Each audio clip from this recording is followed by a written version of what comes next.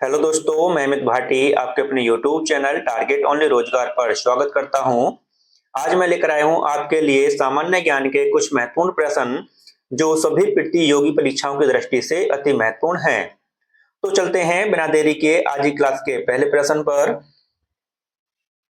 मायाधर राउत किस भारतीय शास्त्रीय नृत्य शैली के व्याख्याता हैं? तो आपका सही उत्तर है ऑप्शन डी, ओडिसी।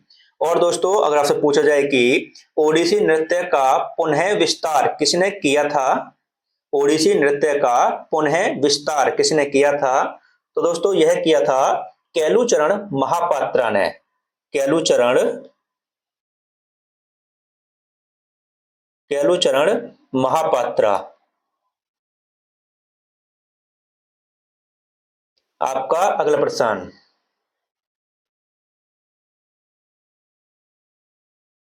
भारतीय संविधान के कौन से अनुच्छेद भारतीय संविधान के कौन से अनुच्छेद नागरिकता से संबंधित हैं? तो आपका सही उत्तर है ऑप्शन बी, अनुच्छेद 5 से 11। अगर दोस्तों आपसे पूछा जाए कि भारतीय संविधान का कौन सा भाग नागरिकता से संबंधित है, तो दोस्तों वह है भाग 2। भाग 2। आपका अगला प्रश्न।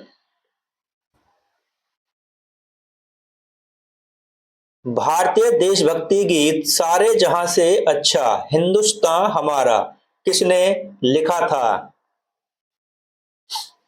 तो आपका सही उत्तर है ऑप्शन बी, मोहम्मद इकबाल ने। आपका अगला प्रश्न। करीबा संरचनाओं के लिए हिमालय का कौन सा उपविभाजन प्रसिद्ध है? तो आपका सही उत्तर है ऑप्शन बी, कश्मीर हिमालय। और दोस्तों, अगर आपसे पूछा जाए कि हिमालय की सबसे ऊंची चोटी कौन सी है, हिमालय की सबसे ऊंची चोटी कौन सी है, तो दोस्तों वह है माउंट माउंट एवरेस्ट। आपका अगला प्रश्न।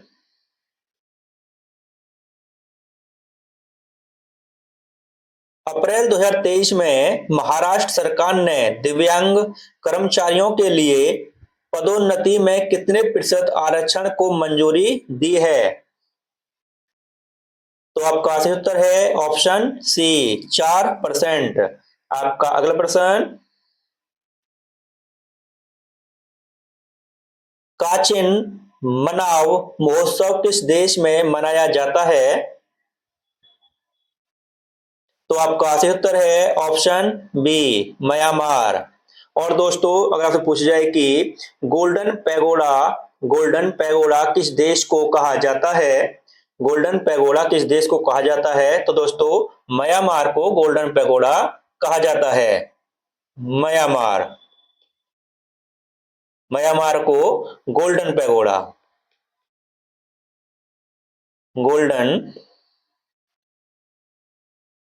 पैगोडा।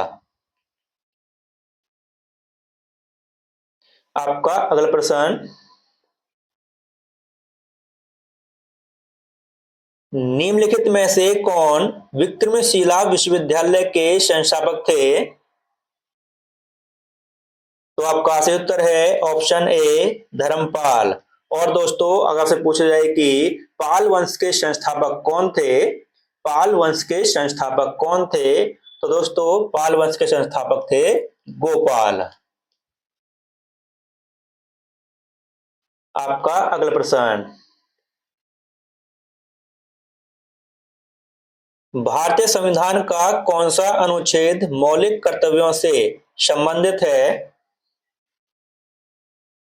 तो आपका सही उत्तर है ऑप्शन सी, अनुच्छेद 51 ए। और दोस्तों, अगर आपसे पूछा जाए कि भारतीय संविधान में मौलिक कर्तव्यों की अवधारणा किस देश के संविधान से ली गई है, भारतीय संविधान में मौलिक कर्तव्यों की अवधारणा किस देश के संविधान से ली गई है, तो दोस्तों यह ली गई है रूस के संविधान से। दोस्तों, आपका अगला प्रश्न। भारत के वित्त आयोग का उल्लेख किस अनुच्छेद में दिया गया है? तो आपका सही उत्तर है ऑप्शन डी अनुच्छेद 280। और दोस्तों अगर आपसे पूछा जाए भारत के वित्त आयोग का अध्यक्ष कौन होता है? भारत के वित्त आयोग का अध्यक्ष कौन होता है? तो दोस्तों वह होता है भारत का वित्त मंत्री। वित्त मंत्री। आपका अगला प्रश्न,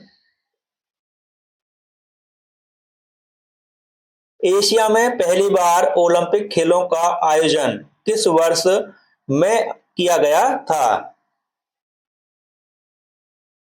तो आपका सही उत्तर है ऑप्शन डी 1964 में। और दोस्तों अगर आपसे पूछा जाए कि 1964 में ओलंपिक खेलों का आयोजन किस देश में किया गया था?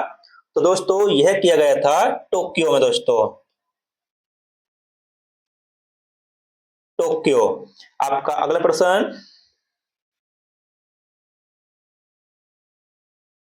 अनुच्छेद 279 किससे संबंधित है? तो आपका सही उत्तर है ऑप्शन ए वस्तु एवं सेवा कर परिषद से। और दोस्तों अगर आपसे पूछा जाए कि भारत में जीएसटी को कब लागू किया गया था? भारत में जीएसटी को कब लागू किया गया था? तो दोस्तों इसे लागू किया गया था 1 जुलाई 1 जुलाई 2017।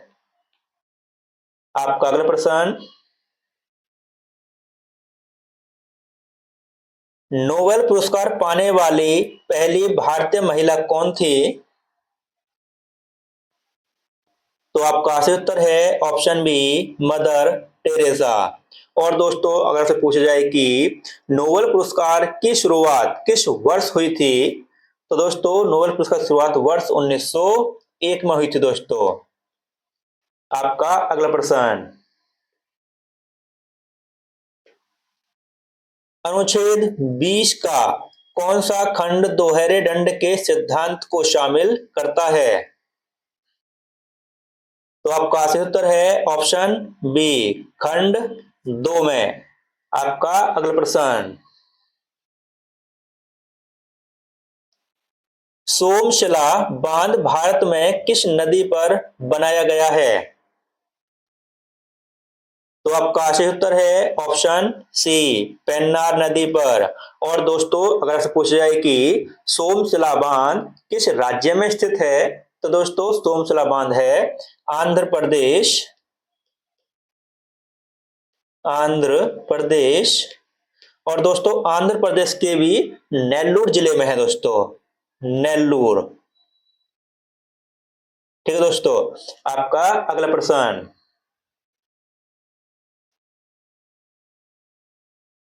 आधुनिक सूक्ष्म वित्त के जनक कौन है?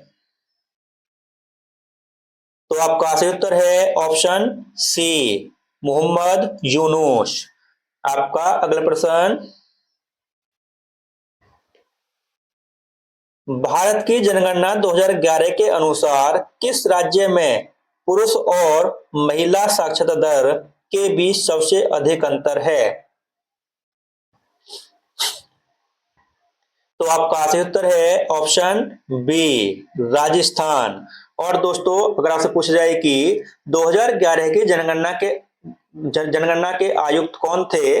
2011 की जनगणना आयुक्त कौन थे? तो दोस्तों वह थे सी चंद्रमौली। सी चंद्रमौली। चंद्रमौली।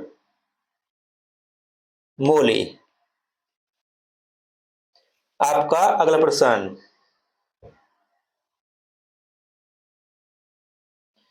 निम्नलिखित में से कौन मुख्य रूप से भारतीय राष्ट्रीय सेना के अभिन्न अंग थे? तो आपका सही उत्तर है ऑप्शन सी सुभाष चंद्र बोस। आपका अगला प्रश्न, टेनिस को ओलंपिक खेलों में किस वर्ष शामिल किया गया था?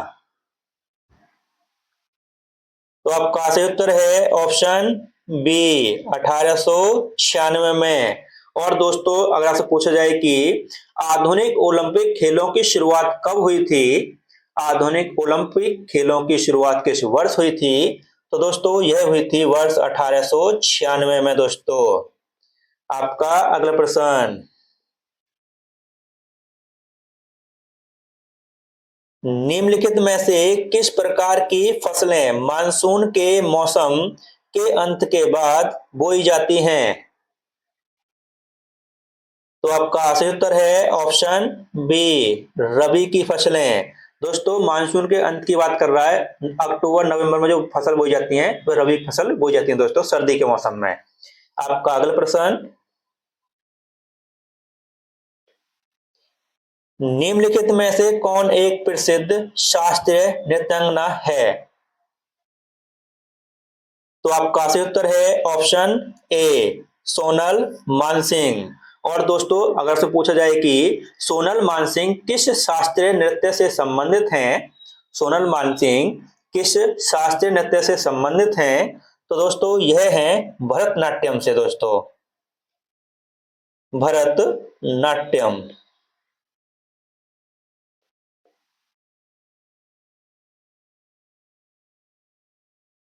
भरतनाट्यम से। आपका अगला प्रश्न,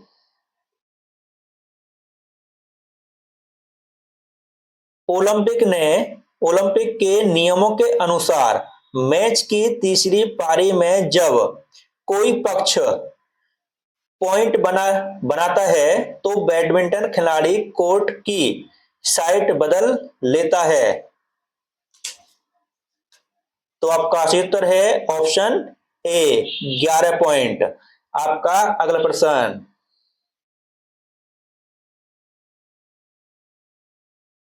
निम्नलिखित में से कौन विजयनगर साम्राज्य का अंतिम राजवंश था? तो आपका सही उत्तर है ऑप्शन डी, अरविंदो राजवंश। अगर दोस्तों आपसे पूछा जाए कि विजयनगर साम्राज्य के संस्थापक कौन थे, विजयनगर साम्राज्य के संस्थापक कौन थे, तो दोस्तों वह थे हरिहर और बुक्का, हरिहर और दोस्तों बुक्का। और दोस्तों एक क्वेश्चन और आता है यहीं से, एग्जाम में काफी बार आया भी है, विजयनगर साम्राज्य का प्रथम वंश कौन सा था? विजयनगर साम्राज्य का प्रथम वंश कौन सा था? तो दोस्तों वह था संगम वंश, संगम वंश। आपका अगला प्रश्न,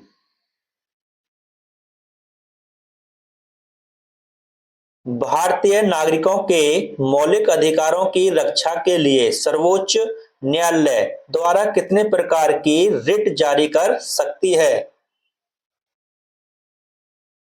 तो आपका सही उत्तर है ऑप्शन सी, 5 प्रकार की। और दोस्तों अगर आपसे पूछा जाए कि सर्वोच्च न्यायालय किस अनुच्छेद के तहत रिट जारी करता है, सर्वोच्च न्यायालय किस अनुच्छेद के तहत रिट जारी करता है, तो दोस्तों यह करता है अनुच्छेद 32 के तहत दोस्तों, अनुच्छेद 32 के तहत। आपका अगला प्रश्न,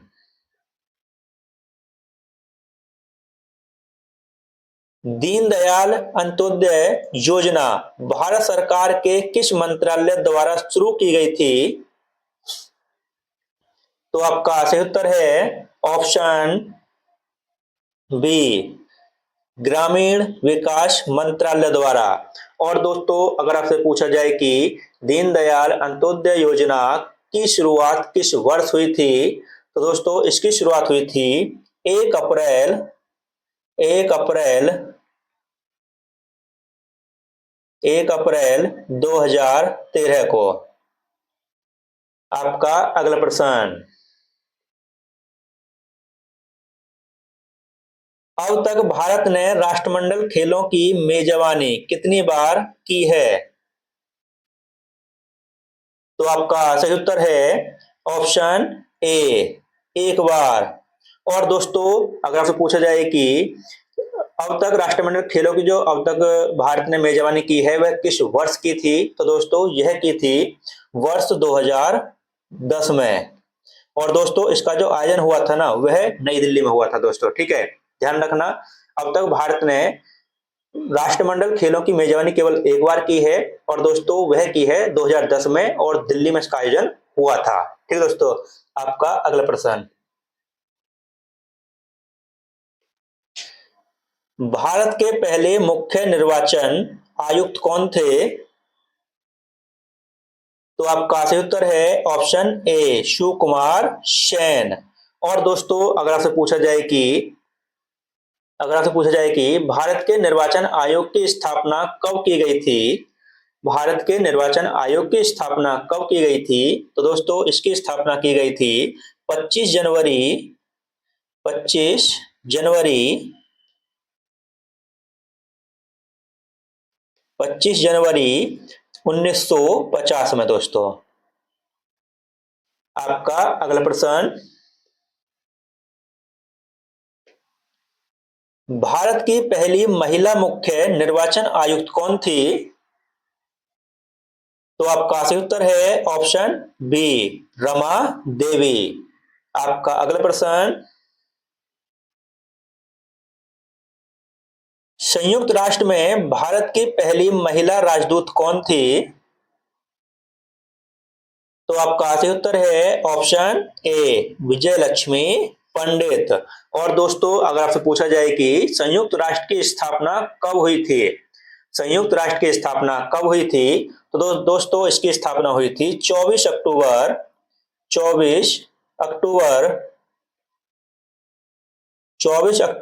1945 को दोस्तों। आपका अगला प्रश्न, अंतर्राष्ट्रीय ओलंपिक समिति की पहली महिला अध्यक्ष कौन है? तो आपका सही उत्तर है ऑप्शन बी नीता अंबानी। और दोस्तों अगर पूछा जाए कि अंतर्राष्ट्रीय ओलंपिक समिति की स्थापना कब हुई थी? अंतर्राष्ट्रीय ओलंपिक समिति की स्थापना कब हुई थी? तो दोस्तों इसकी स्थापना हुई थी 23 जून 1894 में दोस्तों। और दोस्तों ये कहां पर हुई थी? पेरिस फ्रांस में दोस्तों, पेरिस फ्रांस में। आपका अगला प्रश्न, सौंदर्य का देवता किस ग्रह को कहते हैं? तो आपका सही उत्तर है ऑप्शन बी शुक्र ग्रह को। और दोस्तों अगर आपसे पूछा जाए कि शाम का तारा या सुबह का तारा किसे कहते हैं? शाम का तारा या सुबह का तारा किसे कहते हैं? तो दोस्तों उसे कहते हैं शुक्र ग्रह को, शुक्र ग्रह को दोस्तों। और दोस्तों अगर पूछा जाए आपसे सौरमंडल का सबसे गर्म ग्रह कौन सा है? सौरमंडल का सबसे गर्म ग्रह कौन सा है? तो दोस्तों वह भी शुक्र ग्रह है दोस्तों। क्योंकि दोस्तों ये भी क्वेश्चन आता है कि सौरमंडल में सर्वाधिक CO2 की मात्रा किस ग्रह पर है? तो दोस्तों जिस ग्रह पर CO2 की मात्रा अधिक होगी वही ग्रह सर्वाधिक गर्म ग्रह होगा दोस्तों। तो CO2 की मात्रा दोस्तों सर्वाधिक शुक्र ग्रह पर ही है, इसीलिए सर्वाधिक गर्म ग्रह जो है वह शुक्र है। ठीक दोस्तों। और दोस्तों इसी के साथ हमारी क्लास यहीं समाप्त होती है। अगर आपको हमारी क्लास अच्छी लगी हो तो हमारी वीडियो को लाइक शेयर और सब्सक्राइब करना न भूलें। धन्यवाद।